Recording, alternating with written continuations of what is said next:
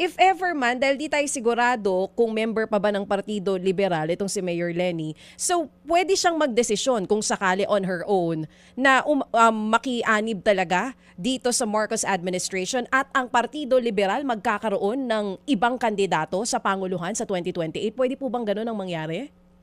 Ay, hindi naman po siguro. Mag-uusap naman po kami siguro yan. At kinikilala pa rin dahil nung nakaraang halalan po, presidential elections, siya po yung official candidate din ng Liberal Party. Bagamat hindi officially ginamit yung partido. Oo. Kung last na lang po, may mga umuugong din po kasing balita ngayon na sa loob ng liberal, hindi talaga magkasundo kung sino ang mamanokin for 2028 elections. At yun daw ang nagiging problema ngayon ng mga gustong tumakbo, kaya nagkakaroon ng iringan yung inyo pong mga pambato. Gaano po ito katotoo? Ay, wala po. Kasi po kukunti lang kami. 7 lang po kaming mga member ng Liberal Party na sa House at yun naman pong mga kasama namin yung mga hindi po mga opisyal ng gobyerno ngayon ay wala pa naman po talaga.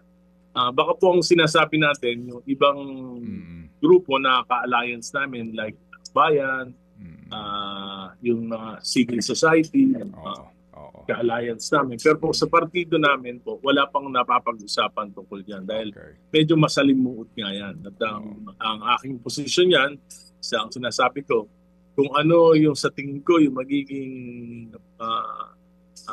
posisyon ni Pinoy kung nabubuhay siya, yun ang magiging posisyon ko. At napalagay ko po, hindi hahangarin ni dating Pangulong Pinoy na makasama sa administrasyon. Hindi lang dahil sa nangyari nung martial law, kundi po sa mga nangyayari ngayon sa ating bayan.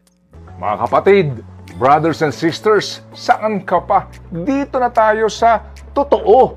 Dito na tayo sa True FM. Mga kapatid, mag-subscribe and follow po kayo sa social media accounts ng True Network PH. Yan po kami. Hanapin nyo lang True Network PH, Facebook, Instagram, YouTube, TikTok, and podcast. Mapa Apple or Spotify man yan, mahahanap nyo kami. Lahat ng mga napapanood at napapakinggan nyo po sa programa, nasa social media accounts namin yan. So, paano mga kapatid? See you sa social media!